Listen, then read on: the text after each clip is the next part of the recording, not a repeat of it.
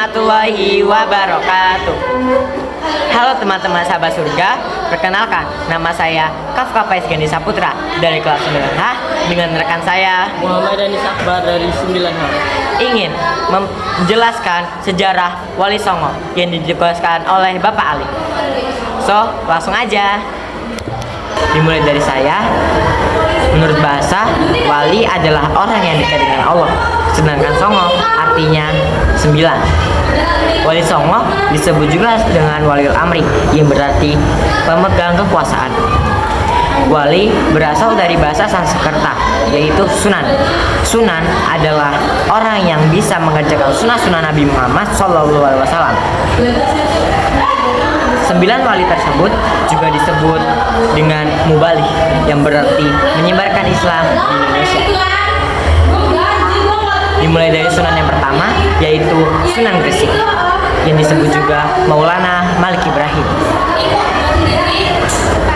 Sunan Gresik adalah penyebar Islam pertama di Pulau Jawa. Beliau dari Kashan ke Majapahit dan membawa misi dakwah atau menyebarkan agama Islam. Dilanjutkan oleh rekan saya yaitu Muhammad Danis Akbar. Nama Brawijaya belum mau masuk Islam. Lalu Brawijaya memberi sepetak tanah di Gresik untuk Maulana. Awalnya Sunan Gresik pada Pokan, lalu beliau meninggal dan dimakamkan di Gapura Wetan tanggal 18 April 1419, 12 Rabiul Awal 882 Hijriah. Meninggalnya karena sudah tua. Gapura atau memaafkan. Sunan Ampel, Raden Rahmat, keturunan Nabi Muhammad yang ke-22, putra dari Ibrahim Jainuladin Al-Akbar, Dewi Condowalan, istri Ibrahim. Dibangun di Aceh pada tahun 1400. Beliau berperan penting dalam mengembangkan Islam di daerah Pulau Jawa, khasnya dan daerah lain. Mas putra Sunan Ampel menikah dengan putri dari Arya Tesa yaitu Bupati Tuban, cucu dari Arya Lembu Surareja, Surabaya. Nyai Ageng Manila, istri Sunan Ampel. Wafat di Surabaya, dimakamkan di Ampel pada tahun 1481. Yang ketiga adalah Sunan Bonang yang disebut juga Magdum Ibrahim atau Maulana Magdum Ibrahim. Putra dari Sunan Ampel dan Nyai Ageng, lahir di Surabaya pada tahun 1465. Wafat pada tahun 1525, dimakamkan di Tuban, termasuk sepupu dari Sunan Kalijaga. Yang keempat adalah Sunan Giri yang kerap disebut Raden Ainul Yakin atau Raden Paku. Putra dari Maulana Ishak, berdakwah di Giri dan sekitarnya. Beliau sering mengirim dai ke luar Jawa seperti Madura, Bawean, Kangean, Ternate, dan Tidore. Sunan Giri wafat pada tahun 1506 Masehi dan dimakamkan di Giri, Gresik, Jawa Timur. Yang kelima, Sunan Derajat atau Raden Qasim Syarifuddin, adik dari Sunan Bonang, putra dari Sunan Ampel.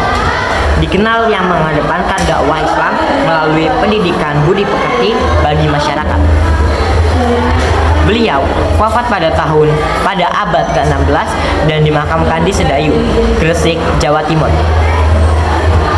Yang keenam, Sunan Kalijaga atau Raden Masyahid, putra dari Raden Sahur Tumenggung Wilwatika yang menjadi Bupati Tuban. Ibunya bernama Nawangrum. Nama Kalijaga kalau dari bahasa Arab Kadi Zakah atau artinya pemimpin yang menegakkan kebersihan dan kesucian. Raden Syahid, anak dari Tumageng Wilatika, Bupati Tuban. Nama lain Lokajaya, dan lain nama lain Sunan Kalijaga. Istri Dewi Saroh binti Maulana Ishak. Dakwah melalui seni wayang kulit, makam Kadilagu, Demak, Jawa Tengah. Gelar Raden Syahid yaitu Qadi Jaka, artinya pemimpin yang menegakkan kebersihan dan kesucian. Anak dari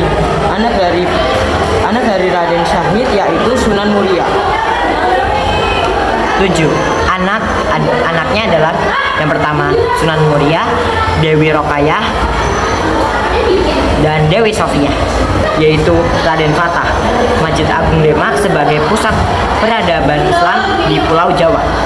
Wafat pada tahun 1592 tahun yang lalu, tapi tidak bisa dipastikan. 1. Raden Umar Syahid, anak dari Sunan Kalijaga, wali termuda dari yang lain. Beliau sering berdakwah dengan rakyat biasa. Lokasinya terkadang beliau memilih tempat terpencil. Wafatnya pada tahun 1551 Masehi. 2. Sunan Kudus. 1. Raden Ja'far Shodiq. 2. Waliul Ilmi atau gelar, yaitu memiliki kemampuan disiplin ilmu yang banyak, antara lain usul fikih, tauhid, tafsir. Wafat pada tahun 5 Mei 1550 Masehi. Beliau berdakwah di daerah Kudus dan sekitarnya. Terkenal dengan toleransinya. Kebijakan Sunan Kudus waktu itu: pertama, umat muslim dilarang menyembelih sapi karena di sana banyak umat Hindu untuk menghormatinya. 2. Beliau membangun menara masjid yang bercorak Hindu. Nama masjidnya adalah Masjid Menara Kudus. Sunan Gunung Jati. 1. Namanya adalah Syarif Hidayatullah. Lahir di Mekah tahun 1448. Berdakwah di daerah Cirebon, Majalengka, Sunda, Kelapa serta Banten. Sunan Gunung Jati adalah pelopor pendiri Kesultanan atau Kerajaan Banten. Wafat pada tahun 19 September 1568. Peran Wali Songo dalam dakwah di Indonesia. 1. Pendidikan dan pengembangan keilmuan. Nama Sunan Gresik. Keterangannya adalah mendirikan pesantren di daerah Gapura Weton, Gresik. 1. Pendidikan dari kader muslim. 2. Sunan Ampel. Mendirikan pesantren Ampel, itu Surabaya. Muridnya adalah Raden Fatah dan Sunan Bonang. 3. Sunan Bonang berdakwah di daerah Kediri, Tuban, mendirikan masjid di daerah Sangkal Kediri. Metode dakwah. 1. Pendidikan dan pengajaran. Wali Songo mendirikan pesantren untuk mengajarkan ajaran Islam, memfokuskan pada pendidikan yang holistik. Dalam dakwah, mendirikan lembaga pendidikan atau mengadakan kelas-kelas pengajian yang dapat membantu masyarakat memahami Islam secara mendalam. 2. Pendekatan budaya. Mereka mengadaptasi elemen budaya lokal seperti tradisi dan seni menjembatan komunikasi dengan masyarakat, misalnya menggunakan wayang kulit atau lagu-lagu tradisional dalam dakwah untuk membuat pesan lebih akrab dan mudah diterima. 3. Dialog dan diskusi. Mengadakan forum diskusi terbuka memungkinkan masyarakat untuk bertanya dan berdialog tentang keyakinan. Mereka ini membantu mengatasi kesalahpahaman dan memperdalam pemahaman tentang Islam. 4. Teladan yang baik. Sikap dan perilaku dari para wali menjadi contoh yang diikuti masyarakat, menjadi teladan dalam akhlak, sikap sabar, dan kasih sayang sangat penting dalam menarik orang untuk mengenal ajaran Islam. 5. Pendekatan sosial. Wali Songo aktif membantu masyarakat dalam berbagai masalah seperti kesehatan dan ekonomi. Kegiatan bakti sosial atau memberikan bantuan dapat membangun kepercayaan dan Ulang. 5. Pendekatan sosial. Wali Songo aktif membantu masyarakat dalam berbagai masalah seperti kesehatan dan ekonomi. Kegiatan bakti sosial atau memberikan bantuan dapat membangun kepercayaan dan membuka pintu bagi dakwah. 6. Literasi dan penyebaran buku. Menerbitkan buku atau materi pendidikan yang mudah dipahami adalah cara efektif untuk menyebarkan pengetahuan tentang Islam. Buku-buku yang menarik dan inovatif dapat menjadi sumber refleksi bagi masyarakat. 7. Kegiatan komunitas. Mengorganisasikan kegiatan bersama pengajian, seminar, atau festival yang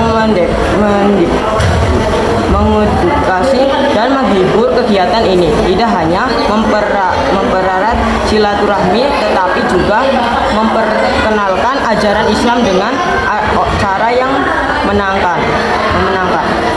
8. Keterlibatan dalam masalah sosial. Keterlibatan aktif dalam isu-isu sosial seperti kemiskinan, pendidikan, atau menunjukkan bahwa Islam peduli terhadap kesejahteraan umat ini.